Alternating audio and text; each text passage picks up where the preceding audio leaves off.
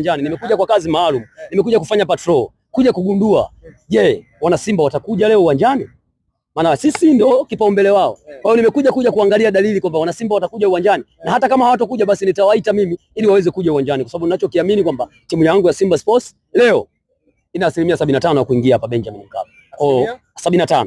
25% ndio naziweka pembeni. Inawezekana ikatokea emergency, lakini na 75% Simba Sports watakuja Benjamin Mkapa. Kwa maana ile hatuchezi mimi kwenu sasa. Sisi kanuni ya hatuchezi kwetu haipo. Na ndio maana unatuona kimya kingi kimezidi. Kimya kingi kina majambo mengi. Kimya chetu kwa baada ya muda siku 4 kimetoa majibu kwamba maandishi 4 kutoka FIFA wamekuja kufanya ukaguzi kuhusu hivi vinavyoendelea hapa. Lakini baada ya siku 2 mbele tunapata taarifa kwamba bodi ya ligi wanatangaza waamuzi kutoka Cairo, Misri. Kwa mara ya kwanza toka tumeanza ligi 65 mpaka leo hatujawahi kuchezeshwa kwenye dabi tukiwa na waamuzi wa kigeni. Pamoja kuna waamuzi wa Kisomali, si wale walikujaga hapa, walichezeshaga baadhi ya mechi ya Simba, walichezesha ya Azam, lakini sio kwenye dabi ya Kariakoo ya Simba zidi ya Mtani. Haijawahi kutokea. Kwa mara ya kwanza toka tumeanza ligi 65. Dabi ya kwanza inachezeshwa na waamuzi kutoka taifa lingine. Kwa hiyo mimi naamini, mimi binafsi nilikuwa na miongoni kwamba leo nilikuwa siji Benjamin Mkapa.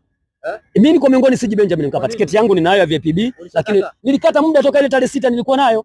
Ya VPB ilikuwa ndani tu. Kwa hiyo tiketi ninayo, ili kitu cha muda, lakini nilikuwa naigawa. Lakini nilivyosikia kwamba waamuzi wametangazwa wote kutoka nje ya taifa la Tanzania, mpaka yule wa akiba anatoka Somalia, nikaamini kwamba Simba tayari ameenda kuwa bingwa.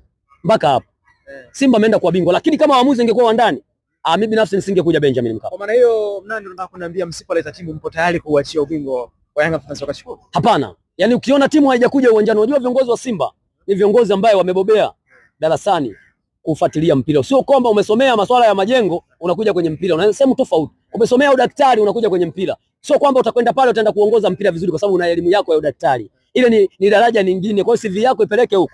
Hii ya huko itakuwa iende huko. Ndio maana kwa mpira utaenda kusomea mpira. Kama wewe una udaktari basi kasomea na ya mpira. Ili mradi kwamba nitabadili huku nikishindwa huku nitakuja huku. Kwa hiyo naamini Simba wamesomea sekta nyingi. Wamesomea kwenye ubobezi kwamba wao ni wakarimu. Sio kwamba wametolewa nyongo. Haya yote yalikuwa yanaendelea Simba sio kwamba wanayapenda. Ila wanamalizana wenyewe ndani. Hiyo ndio maana uongozi uliotimia. Sio kila siku mara kaongea mzee, mara kaongea mama kule, kaongea siku mtoto mdogo nyumbani kwake, mara huko iticha press. Inakuwa haileti maana, haileti picha. Mpira uongozwe kwa miamko. Auendeshi kwa ambushi. Mpira unaongozwa kwa mifumo yake iliyokuwa sawa sawa. Kanuni tumejitungia wenyewe. Lakini sheria ni za mpira wote duniani. Na makao makuu yetu ya mpira tunajua kwamba yako FIFA. Kwa nini wewe hii ulalamike uende kwenye ngazi za kisiasa? Hakuleti maana, ila kwa sababu wenzetu wamejengewa hivyo na ndio maana mifumo yao wanapeleka huko. Lakini sisi tuliojengwa kimpira toka miaka hiyo mpaka sasa, sisi tunaenda kwenye uweledi. Wewe ushakusikia Simba inapeleka barua kasi kushtaki shirikisho au kushtaki timu hapa? Ushakusikia? Simba toka umeifahamu wewe, ushakusikia inapeleka barua kasi? Ile mahakama dunia imeanzishwa jana. Sipo miaka yote hii. Lakini Simba ni waeledi. Kuna sehemu nyingine wanasema tuwe wala tu, yapite maisha endelee. Lakini hawa hata wakiona kabisa wako nyuma ya muda, wao watajifanya wako mbele ya muda. Yaani wao wanasema mpira huu wao ndio wanaoongoza. Wao ndio kila kitu. Hata hii kesi hiyo ilifanya wameshinda kutaka watu wajiuzuru. Muda mechi ibadilishwe tarehe. Wanasema mtani wanatembea wanavimba. Mpira umeshinda. Mpira mnauangamiza.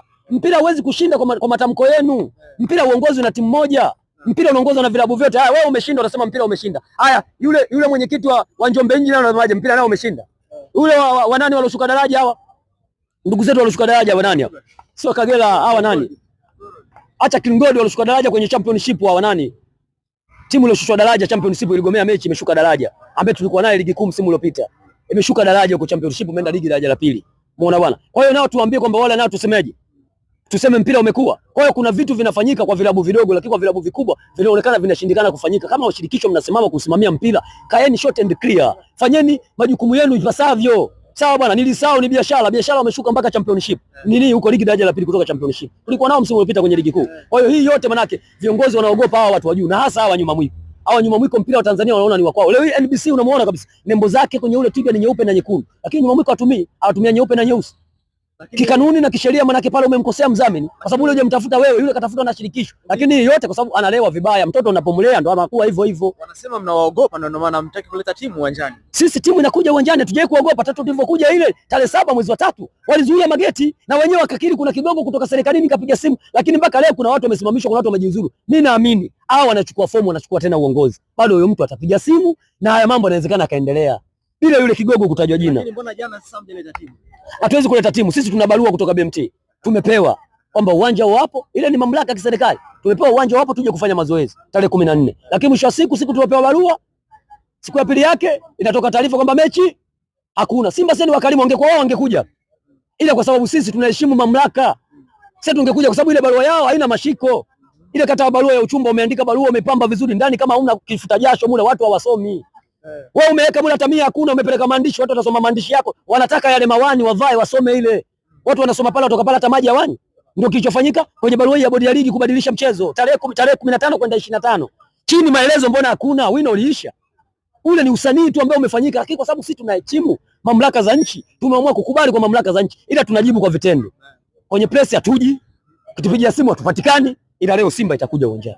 Kwenye press hatuji, kipiga simu hatupatikani. Jana wapigiwa simu, watu wamepost mtandaoni kwenye Instagram wamelala namna hii.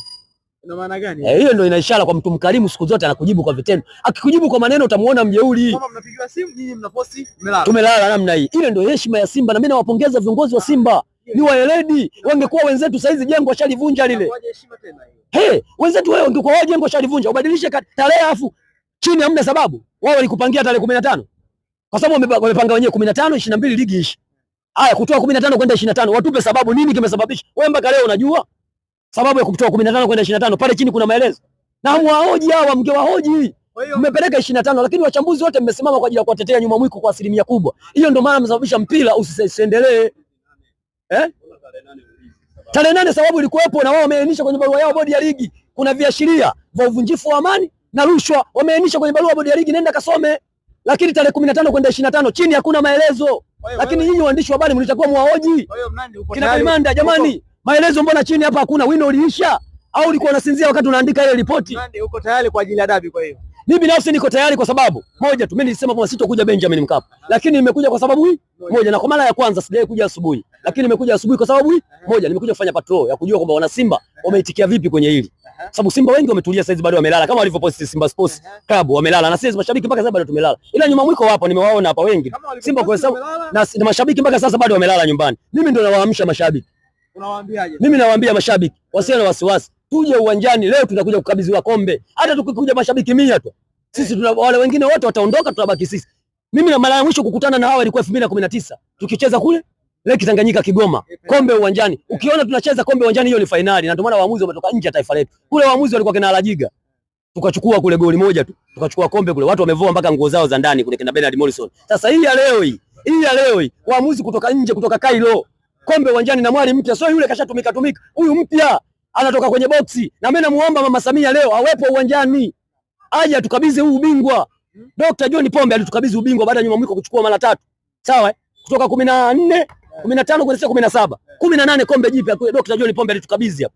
Wakati Kagera hapo wanakuja wanatuharibia shughuli. Alitukabidhi ubingwa hapo. Kwa hiyo na mimi namuomba Mama Samia, rais wetu wa Jamhuri ya Muungano wa Tanzania, aje leo kushuhudia dabi, sawa, ya Kariakoo ikichezeshwa kwa mara ya kwanza kwa historia ya Tanzania toka ianzishwe kwenye masuala ya soka. Hatujawahi kuchezeshwa na waamuzi kutoka nje ya taifa letu. Aje kushuhudia Simba akimkanyaga nyuma mwiko goli za kutosha na kutukabidhi ubingwa. Leo mashabiki nakwambia mpaka half time wanatuacha. Hivi wewe unabudu Joshua Mutale SGR ambaye imefanywa service Ujerumani saizi imerejea. Sawa, una elimu mpanzo wifi ya nchi. Una Kibu Dennis. Sawa? Wewe unategemea nini? Alafu na mchina pale anatembea kwa minyato kama kinyonga, lakini ukichoma kichaka kinyonga umkuti na ungui. Sasa leo utamuona atafanya shughuli yake. Wewe unaamini? Yaani kila baada ya dakika 5 yule mwamuzi anakuwa anafanya hivi. Kila dakika 5 tuta. Bwana tukushukuru sana. Asante sana.